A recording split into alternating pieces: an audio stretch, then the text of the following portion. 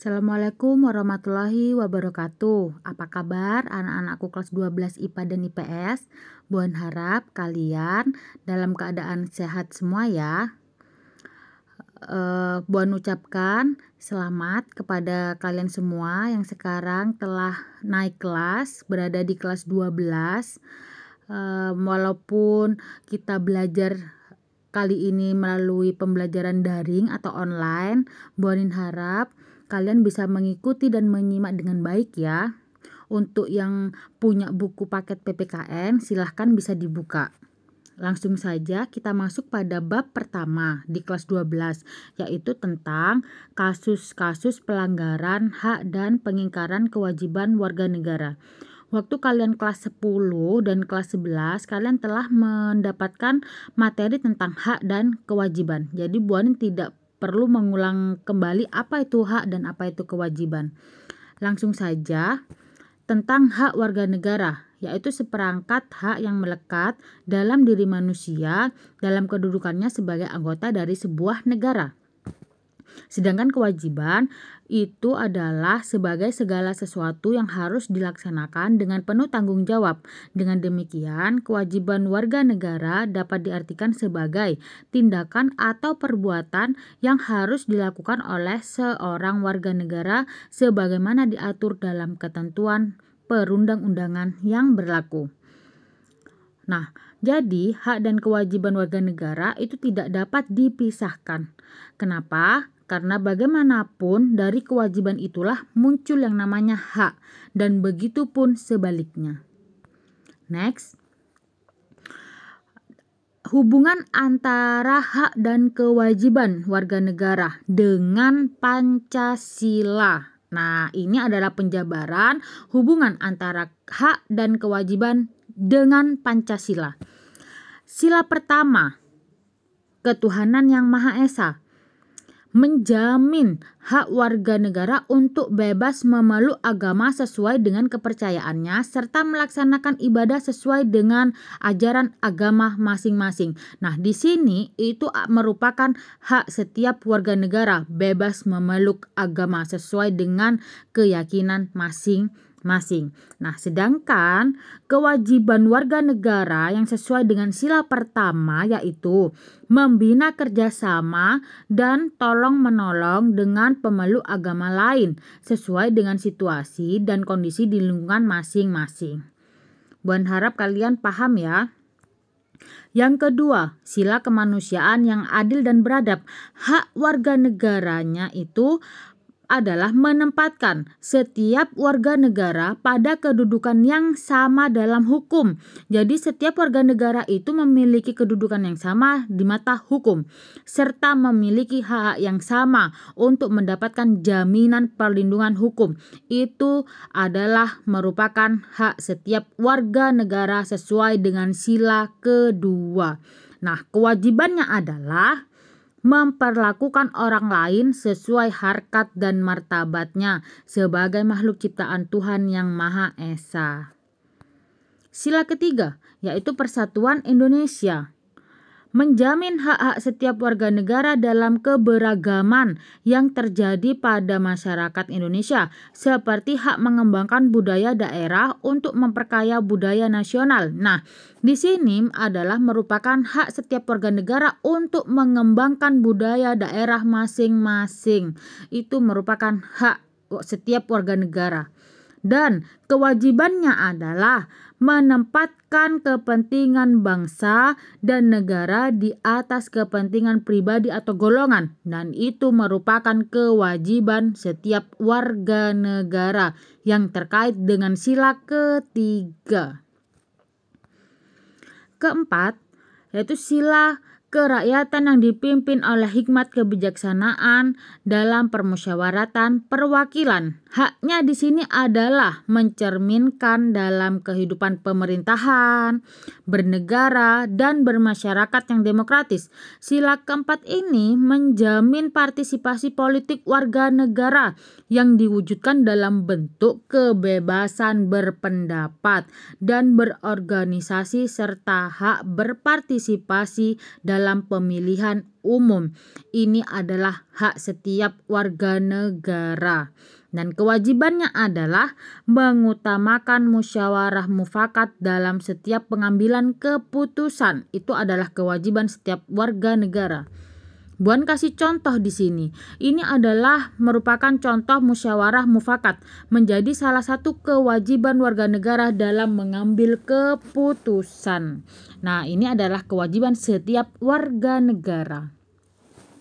Bu An harap kalian bisa paham ya. Apabila ada yang kurang paham, bisa langsung ditanyakan ke Bu Anin melalui WhatsApp pribadi. Silahkan, tidak apa-apa, tidak masalah. Kemudian kelima, sila keadilan sosial bagi seluruh rakyat Indonesia.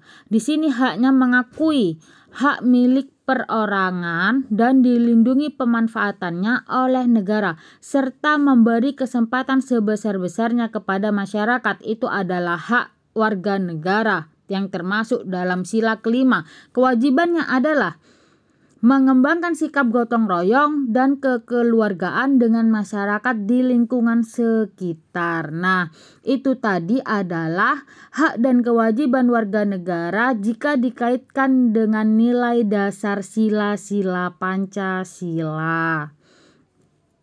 Materi selanjutnya. Di sini Bu An kasih beberapa contoh saja hak dan kewajiban warga negara dalam nilai instrumental sila-sila Pancasila atau yang ada dalam undang-undang. Di sini ada pasal 27 ayat 2 menyatakan bahwa tiap-tiap warga negara berhak atas pekerjaan dan penghidupan yang layak bagi kemanusiaan.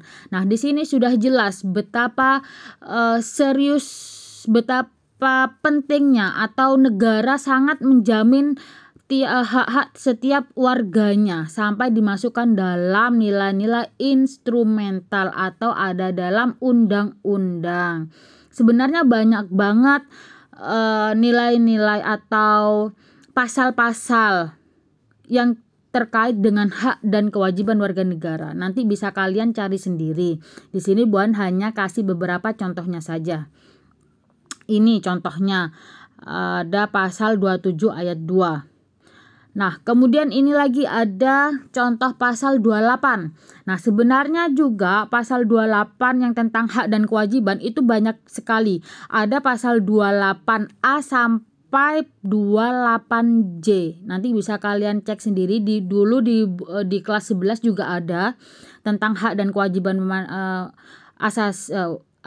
hak dan kewajiban warga negara atau asasi manusia juga ada dalam pasal 28. 28 itu banyak banget macam-macamnya dari 28A sampai 28J. Yang ingat pasti tahu. Nah, di sini contohnya Bu An ambil contoh adalah pasal 28 menetapkan hak warga negara untuk berserikat dan berkumpul serta mengeluarkan pikiran secara lisan maupun tulisan dan sebagainya. Ini termasuk sila keempat. Termasuk sila keempat. Nah, di sini ada gambarnya dan ada contohnya. Sudah Bu An kasih contoh. Next di sini kasus pelanggaran hak dan pengingkaran kewajiban warga negara. Nah, di sini pelanggaran hak dan pengingkaran kewajiban warga negara itu diantaranya ada disebabkan oleh beberapa faktor. Kenapa terjadinya kasus pelanggaran? Nah, di sini ada yang pertama, yaitu karena sikap egois atau terlalu mementingkan diri sendiri. Nah, di sini kadang masih banyak masyarakat yang tidak sadar. Jadi di sini sikap egois akan menyebabkan seseorang selalu menuntut haknya, sementara kewajibannya sering diabaikan. Nah, di sini ya yang masih banyak kurang sadar apa itu hak dan apa itu kewajibannya. Jadi di sini lebih sering menuntut hak daripada menjalankan atau mengerjakan kewajibannya. Kalau seseorang yang mempunyai sikap seperti ini akan menghalalkan segala cara supaya haknya bisa terpenuhi, meskipun cara tersebut dapat melanggar hak orang lain. Nah, itu yang tidak boleh dan menyebabkan pelanggaran atau pengingkaran kewajiban. Nah, kemudian yang kedua, ada rendahnya kesadaran berbangsa dan bernegara. Hal ini akan menyebabkan pelaku pelanggaran berbuat seenaknya. Pelaku tidak mau tahu bahwa orang lain pun mempunyai hak yang harus dihormati. Jadi di sini kita memang mempunyai hak, tapi hak kita itu juga dibatasi dengan hak orang lain. Jadi nggak bisa seenaknya walaupun kita punya hak. Nah, yang ketiga, sikap tidak toleran. Nah, sikap tidak toleran ini akan menyebabkan munculnya saling tidak menghargai dan tidak menghormati atas kedudukan atau keberadaan orang lain. Ini yang sering terjadi pada kehidupan kita sehari-hari, ya atau tidak? Karena kita sendiri kadang tidak menghargai orang lain, padahal diri kita sendiri ingin dihargai. Tuh, kemudian penyalahgunaan kekuasaan. Nah, penyalahgunaan kekuasaan di dalam masyarakat terdapat banyak kekuasaan yang berlaku. Kekuasaan di sini tidak hanya menunjuk pada kekuasaan pemerintah, tetapi juga bentuk-bentuk kekuasaan lain yang terdapat dalam masyarakat. Salah satu contohnya adalah kekuasaan di dalam perusahaan. Para pengusaha yang tidak memperdulikan hak-hak buruhnya jelas itu melanggar hak warga negara. Atau bisa juga pemerintah tidak memperdulikan hak-hak warga negaranya, itu juga termasuk pengingkaran kewajiban warga negara. Kemudian ketidaktegasan aparat penegak hukum. Aparat penegak hukum yang tidak bertindak tegas terhadap setiap pelanggaran hak dan pengingkaran kewajiban warga negara tentu saja akan mendorong timbulnya pelanggaran lainnya. Penyelesaian kasus pelanggaran yang tidak tuntas akan menjadi pemicu bagi munculnya kasus-kasus lain. Ini adalah ketidaktegasan aparat penegak hukum. Kalian sudah tahu semua ya gimana ketidaktegasan aparat penegak hukum itu yang mengakibatkan banyak terjadinya pelanggaran-pelanggaran lain. Terakhir adalah penyalahgunaan teknologi. Nah, kemajuan teknologi dapat memberikan pengaruh yang positif, tetapi bisa juga memberikan pengaruh negatif, bahkan dapat memicu timbulnya kejahatan, tergantung bagaimana kita menggunakan teknologi sekarang. Begitu. Nah, cukup sekian dulu materi pembahasan untuk pembahasan pertama. Nanti materi selanjutnya akan Buan sampaikan pada video selanjutnya. Buan harap kalian bisa memahami penjelasan Buan walaupun melalui online seperti ini. Apabila ada yang perlu ditanyakan, silahkan langsung bisa japri ke Buanin. Dan apabila Buan ada salah kata, mohon maaf yang sebesar-besarnya. Saya akhiri. Assalamualaikum warahmatullahi wabarakatuh. Tetap semangat.